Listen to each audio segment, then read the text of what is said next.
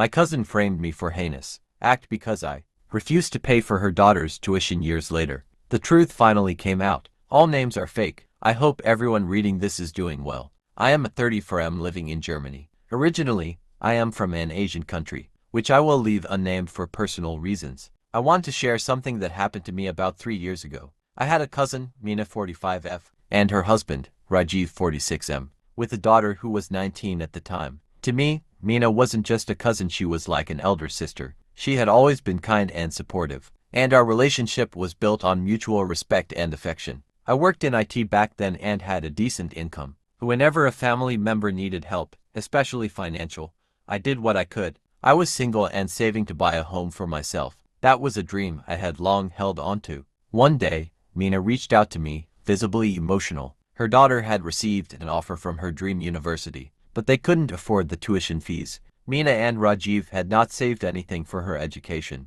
They had exhausted all other options and came to me as a last resort. At first, I was willing to help, but after looking into the details and assessing my own financial commitments, I realized I couldn't manage it. I gently declined, explaining my situation. Mina became slightly frustrated and said that since I was single, helping her daughter wouldn't hurt me. I told her I simply didn't have enough resources and that her daughter's education was her and Rajiv's responsibility, not mine. She didn't say much, just nodded and left crying. I truly wanted to help, but I couldn't give up everything I had worked so hard to save. About a week later, I was home when two police officers came to my house. I was shocked to see them at my door. They asked for my name and then handcuffed me. I was in complete disbelief. I asked why they were arresting me, and one of them coldly said that people like me disgust him. I asked again for clarification, and he said I should be ashamed for trying to do dirty, heinous things to a 19-year-old. Apparently, Mina and Rajiv had filed a report,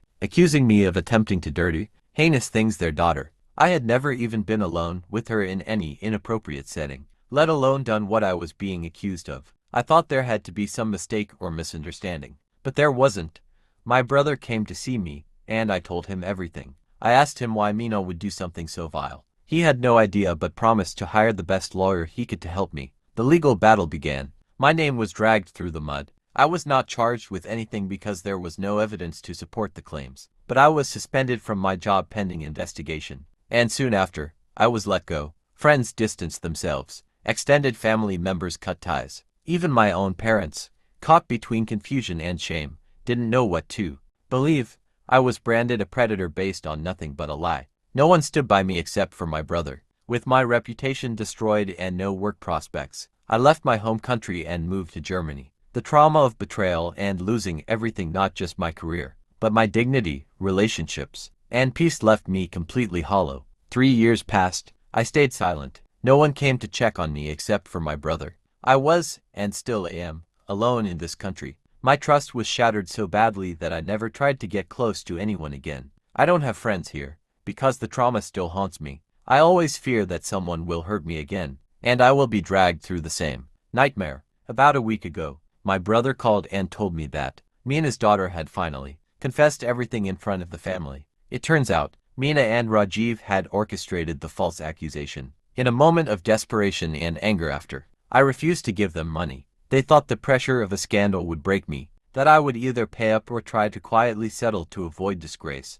But when I didn't, they let the lie spiral out of control. They had also forced their daughter to go along with their plan. She admitted that the accusation was false, that I had never touched her, and that she did it under pressure from her mother. Now, the same people who once cut me off are trying to reach out to me. Relatives and old friends have been begging my brother to tell them where I am. He hasn't shared my details with anyone. I only told him to give my contact information to our parents. My parents reached out and asked for forgiveness. They said they never meant to harm me, but Mina had lied to them and convinced them of something that wasn't true. I told them I held no grudge because they hadn't known the truth. We spoke for about an hour. The next day, I received a call from an unknown number. It was Mina.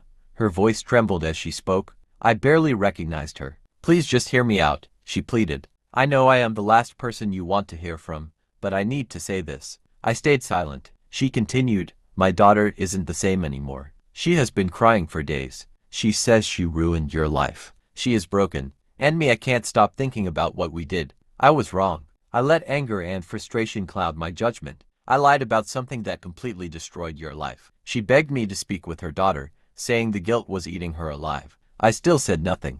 Then she began crying harder, pleading with me to forgive her daughter. I didn't respond. I ended the call and blocked her number. I don't know if I will ever be able to forgive them.